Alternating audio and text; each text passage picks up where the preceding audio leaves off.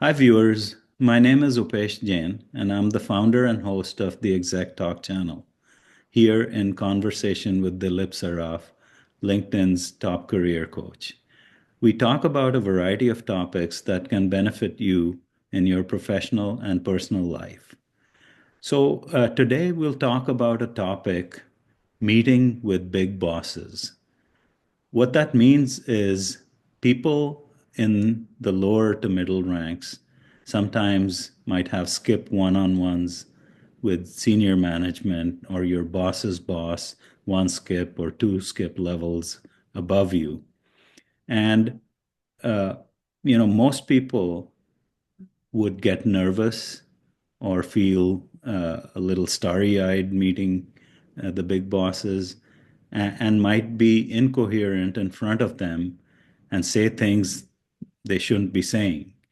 So we're looking to Dilip to give us some insight into what some of those things might be and how to make that meeting more fruitful and productive. Dilip.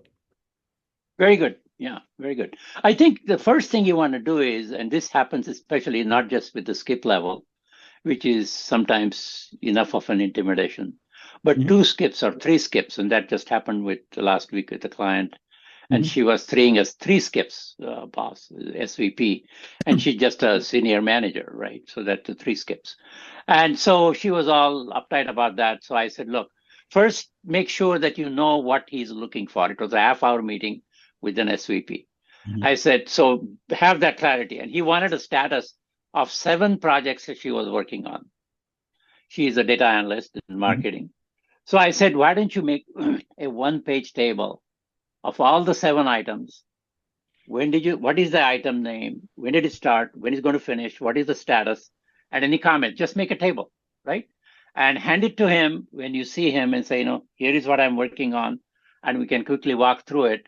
That way, you're now focused on that table. You're not talking about what's this happening, what's that happening. You have a prepared script on which you impress the person by saying you're delivering exactly what he's looking for or what they're looking for, which creates an impression by itself because most of the junior people just go in and start talking and say, okay, I don't know this, I don't know that.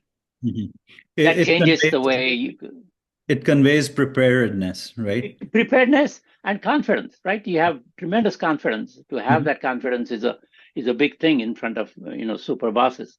That's the first thing. The second thing that I think you want to avoid is if you're not particularly pleased with your boss, immediate boss, you think that's a great way to go complain about it, right?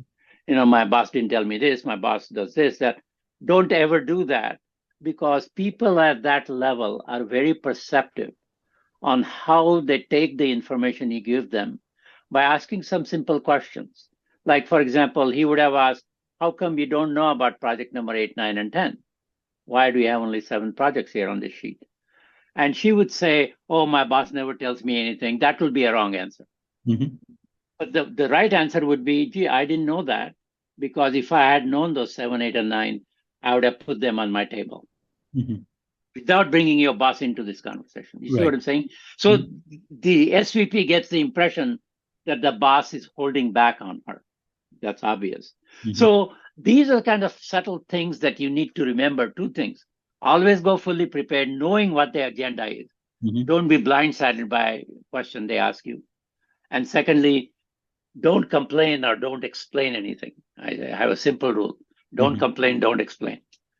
That's Okay. the best way to have very senior level meetings. So, Dilip, one thing that comes to mind is uh, how do you actually get to have a skip one-on-one or uh, two, three levels above you without your immediate supervisor becoming, defensive or, you know. Very good point. Very good point. So I'll give you some examples of how this came about. Mhm, One of my one of my clients is a senior manager, mhm, and he was walking on the 7th floor of this company, which is a very big company. mhm, And turns out, for some reason, I don't know what the reason was, and he didn't go snooping around, but he was just walking around. And suddenly he ran across the CEO's office. mhm, He just ran across it, looked into it, And she called him in. She said, come on in. I understand you just started here last month or 2 months. Tell me about yourself. So now he's having a conversation 4 skip levels up with the Mhm. CEO, right? Right. And so he said, this is my intention. This is why I joined this company. I'm excited about this and that. Mhm. And the CEO said, come and see me every month, every other month. Just stop by and tell me how you're doing. Mhm. And so he called me immediately after that. He said, this is amazing. And they spent like 15, 20 minutes in his office, CEO's office. So I told him to call his boss immediately and tell him that this just happened. He didn't go looking for a CEO, but she called, it's a she. She called him in and they had a conversation, and she wants me to touch base with her every month or 2 months or whatever, or have lunch sometime in the cafeteria. And they are now doing that, which is amazing, Yes. right? Yes. So that's one way to do that. The Yeah. other way that happens sometimes is very senior executives purposely go down into the organization and say, I want to talk to Sally Mhm. about what she's working on. I know you hired her last year, but I Mhm. have never met her. So can you set up something? That happens. Mhm. So either you need to take an initiative, like running into an elevator, right? Yeah. Introduce yourself. Say, nice to meet you, CEO. You're doing a great job. It always helps to tell somebody very high up that you're doing a good job, a great job. Everybody wants to hear that, Right. Right. right? Yeah. I mean, so basically what you're saying is uh, keep your boss in the loop on any such interaction. Always, always. And Don't go around your boss. Correct. that's right. Yeah. Correct. Okay. Thanks, Dilip. This was very useful information. And next time we'll come and talk about another interesting topic. Thank you. Thank you. Thank you.